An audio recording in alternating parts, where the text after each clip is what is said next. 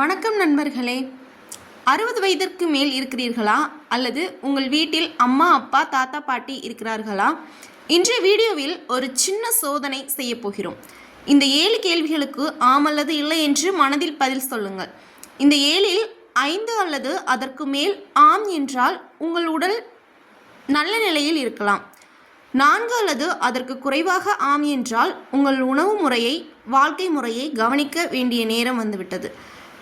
அப்படியானால் ஆரம்பிக்கலாமா? நண்பர்களே, ஆரம்பிப்பதற்கு முன் ஒரு விஷயம் சொல்ல விரும்புகிறேன். 60 வயது என்பது பலவீனமாக இருப்பதற்கான வயது இல்லை. சரியான உணவு, நடைப்பயிற்சி, நல்ல தூக்கம் இருந்தால் பலரும் இந்த வயதிலும் சுறுசுறுப்பாக வாழ்கிறார்கள். ஆனால் நம்முடைய உடல் எப்படி இருக்கிறது என்பதை அவ்வப்போது கவனிப்பது அவசியம். இப்போது நான் கேட்கும் ஒவ்வொரு கேள்விகளுக்கும் மனதில் ஆம் அல்லது இல்லை என்று பதில் சொல்லுங்கள். சோதனை 1. நாற்காலியில் உட்கார்ந்திருக்கிறீர்கள் என்று நினைத்து கொள்ளுங்கள். இப்போது கைகளை ஊன்றாமல் எழுந்து நிற்க முடியுமா? முடிந்தால் உங்களுக்கு 1 மதிப்பெண். முடியவில்லை என்றால் கவலைப்பட வேண்டாம். இது வயதானதால் மட்டுமல்ல, தசை வலிமை குறைவதாலும் இருக்கலாம். அதை மேம்படுத்த மருத்துவரின் ஆலோசனைக்கு ஏற்ப புரதம் நிறைந்த உணவுகளும் எளிய உடற்பயிற்சியும் உதவலாம். சோதனை 2. தொடர்ந்து 20 நிமிடம் நடக்க முடியுமா? நடந்த உடனே அதிக மூச்சு வாங்கிறதா? அடிக்கடி ஓய்வு எடுக்க வேண்டிய நிலை இருக்கிறதா? இப்படி இருந்தால் உடற்பயிற்சி பழக்கம் மற்றும் உணவு முறையின் கவனம் தேவைப்படலாம். சோதனை 3. ஒரு பாட்டில் தண்ணீரை ஒரு கையால் எளிதாக தூக்க முடியுமா? கைகள் நடுங்குகிறதா? பிடிப்பு வலிமை குறைந்திருக்கிறதா? இது தசை வலிமை குறைவதற்கான ஒரு அறிகுறியாக இருக்கலாம். நண்பர்களே, நீங்கள் முதல் 3 சோதனைகளுக்கு ஆம் அல்லது இல்லை என்று மனதில் பதில் சொல்லி இருப்பீர்கள். இப்போது அடுத்த 4 சோதனைகளை பார்ப்போம். சோதனை எண் 4. ஒரு காலில் நிற்க முடியுமா? சுவர் அல்லது நாற்காலியை பிடிக்காமல் சுமார் 10 வினாடிகள் நிற்க முயற்சி செய்யுங்கள். முடிந்ததா? முடிந்தால் அருமை. முடியவில்லை என்றால் சமநிலை திறன் குறைந்திருக்கலாம். தினமும் மருத்துவரின் ஆலோசனைக்கு ஏற்ப எளிய சமநிலை பயிற்சிகள் மற்றும் உடற்பயிற்சி உதவியாக இருக்கும். சோதனை எண் 5. நினைவாற்றல் எப்படி? உங்கள் வீட்டு சாவி அல்லது கண்ணாடி அல்லது மொபைல் எங்கே வைத்தீர்கள் என்று அடிக்கடி மறந்து விடுகிறீர்களா? சில நேரங்களில் மறதி வயதுடன் தொடர்புடைய சாதாரண மாற்றமாக இருக்கலாம். ஆனால் அது அடிக்கடி ஏற்பட்டால் மருத்துவரை அணுகுவது நல்லது. சோதனை எண் 6. நல்ல தூக்கம் வருகிறதா? இரவில் 6 முதல் 8 மணி வரை நிம்மதியாக தூங்குகிறீர்களா? அடிக்கடி தூக்கம் கலைகிறதா? தூக்கமின்மை உடற்சோர்வு, கவனக்குறைவு மற்றும் மனநிலையையும் பாதிக்கலாம். சோதனை எண் 7. தினசரி வேலைகளை நீங்களே செய்ய முடியுமா? குளிப்பது, உடல் அணிவது, வீட்டிற்குள் நடப்பது போன்ற தினசரி வேலைகளை யாருடைய உதவியும் இல்லாமல் செய்ய முடியுமா? முடிந்தால் அது நல்ல அறிகுறி. முடியவில்லை என்றால் உடல் வலிமை அல்லது வேறு உடல்நல காரணங்கள் இருக்கலாம்.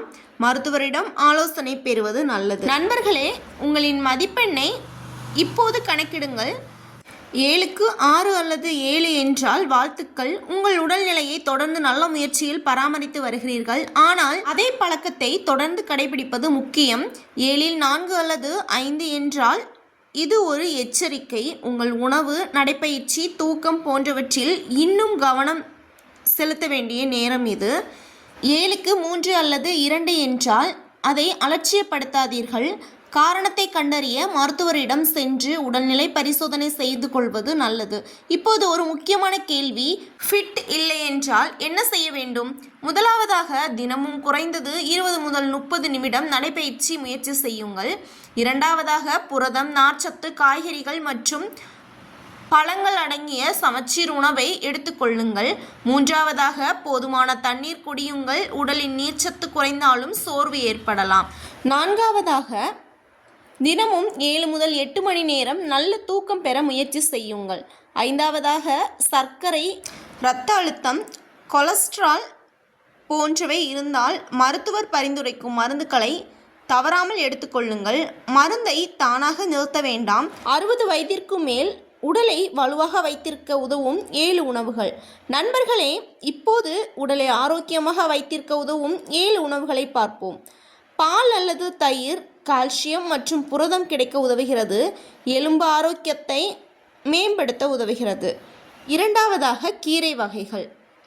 முருங்கைக்கீரை, பசலைக்கீரை போன்றவை வைட்டமின்கள், தாது மற்றும் நார்ச்சத்து கொண்டவை. மூன்றாவதாக பாதாம் மற்றும் வால்நட். அளவோடு எடுத்துக்கொண்டால் நல்ல கொழுப்பு மற்றும் சில முக்கிய சத்துக்கள் கிடைக்கும்.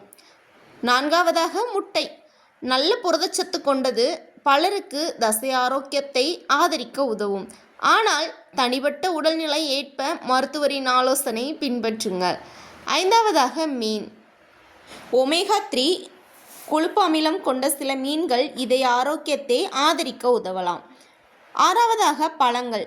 ஆப்பிள், கொய்யா, ஆரஞ்சு, பப்பாளி போன்ற பழங்கள் வைட்டமின்கள் மற்றும் நார்ச்சத்து வழங்குகின்றன. போதுமான தண்ணீர். உடலின் நீர்ச்சத்தை பராமரிக்க மிகவும் அவசியம். ஆனால் சிறுநீரகம் அல்லது இதய நோயால் திரவ அளவை கட்டுப்படுத்த சொல்லப்பட்டிருந்தால் மருத்துவரின் ஆலோசனையை பின்பற்றுங்கள். இந்த 7 சோதனைகளில் 6 அல்லது 7 மதிப்பெண் எடுத்திருந்தால் அந்த நல்ல பழக்கங்கள் தொடர்ந்து கடைபிடியுங்கள். 5 அல்லது அதற்கு குறைவாக இருந்தால் கவலைப்பட வேண்டாம். சிறிய மாற்றங்களுடன் ஆரோக்கியமான உணவு, தினசரி நடப்பயிற்சி, நல்ல தூக்கம் மற்றும் தேவையான மருத்துவ ஆலோசனை இவை அனைத்தையும் பின்பற்றுங்கள், போதுமானது. இந்த வீடியோ பயனுள்ளதாக இருந்திருந்தால் ஒரு லைக் போடுங்க. உங்கள் ஸ்கோர் என்ன என்பதையும் கமெண்டில் எழுதுங்கள். இந்த தகவலை 60 வயதிற்கு மேல் உள்ள உங்கள் பெற்றோர், தாத்தா, பாட்டியுடன் ஷேர் செய்யுங்கள். மேலும் இது போன்ற ஆரோக்கியமான வீடியோக்களுக்கு நமது கஷ்டி லைஃப் ஸ்டைல் சேனலை சப்ஸ்கிரைப் செய்து பெல்லை அழுத்த மறவாதீர்கள். நெக்ஸ்ட்டு என்ன வீடியோ போடலாங்கிறத கமெண்டில் சொல்லுங்கள். நெக்ஸ்ட்டு ஒரு பயனுள்ள வீடியோவோடு வரேன். ஓகே, டாட்டா, பாய். இன்னொரு வீடியோவில் பார்க்கலாம்.